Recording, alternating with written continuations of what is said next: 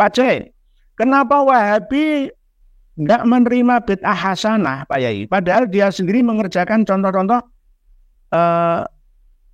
seperti sholat tarawih berjamaah. Nggih. Sebenarnya Wahabi itu sekarang ini berbeda dengan Wahabi dulu. Mereka tetap menggunakan kaidah al-muhafadzah 'alal qadimis shalih wal akhdhu bil jadidil aslah. Buktinya adalah Pangeran Muhammad bin Salman sekarang ini mengusahakan untuk mengelola tempat wisata sepanjang ratusan kilometer di teluk Laut Merah itu, berbatasan dengan Laut Merah.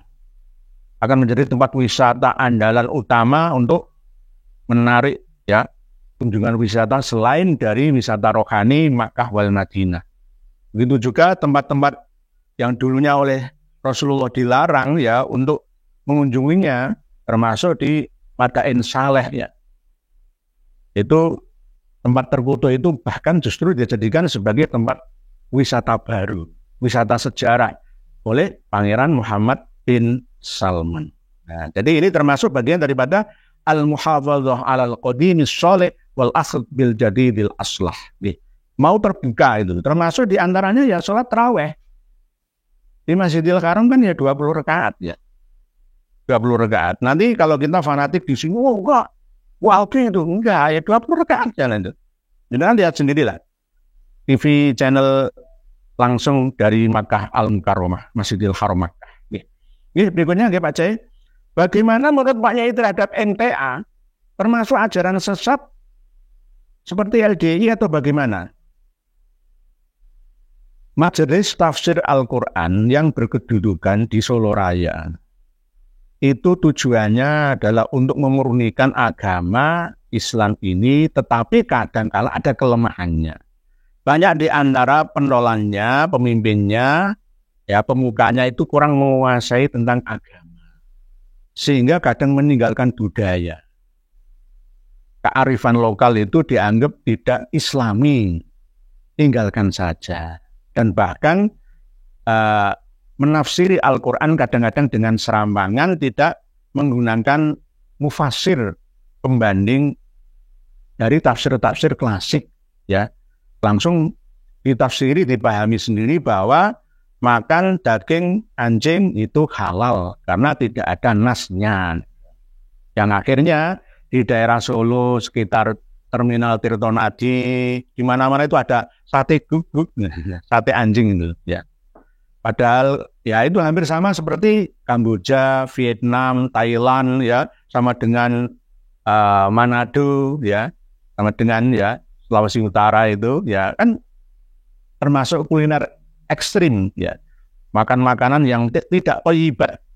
Tapi menurut umat Islam banyak sekali menu-menu hewan yang halal dan thayyibah yang disediakan oleh Allah untuk kita makan. Kenapa harus makan kucing, daging kucing, diganti daging kambing, daging sapi, daging kerbau, daging kijang banyak, burung dara, ayam-ayaman banyak.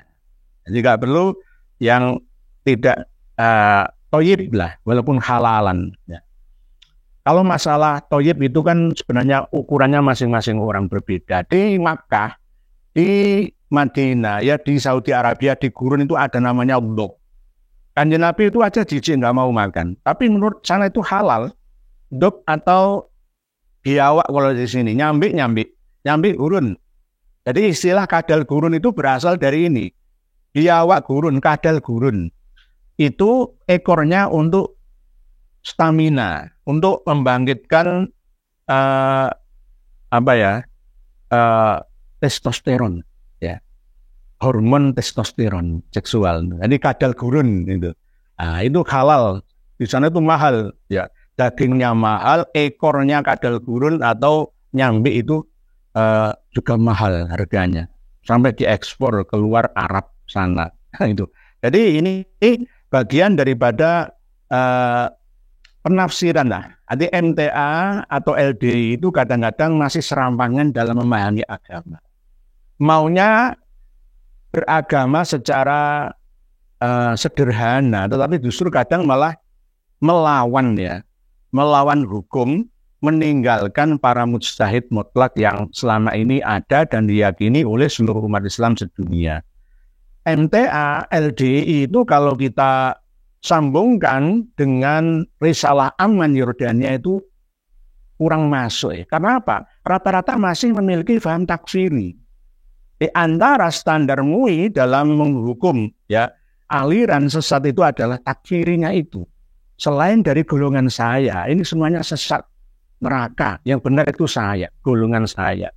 Nah kadang-kadang LDI itu masih seperti ini pahamnya, pemahamannya. MTA juga kadang begitu, tetapi MTA kadang-kadang ekstrim kalau diundang tanggone tahlilan untuk berkatan itu dibuat kali ya. Dibuat jembatan itu, nggak ada dasarnya tahlilan itu apa. Nah, ini namanya beragama tapi kaku, tidak fleksibel. Menurut saya baik Muhammadiyah, MTA, LDI kalau diundang tetanggane doa bersama, ada berkatan, kalau nggak mau makan ya berikan kepada fakir miskin dan untuk apa yang lebih membutuhkan. Jangan memubadirkan barang dibuang ke sungai, ke sampah. Itu innal mubadzirin akan ikhwanas syaitan. Temannya setan.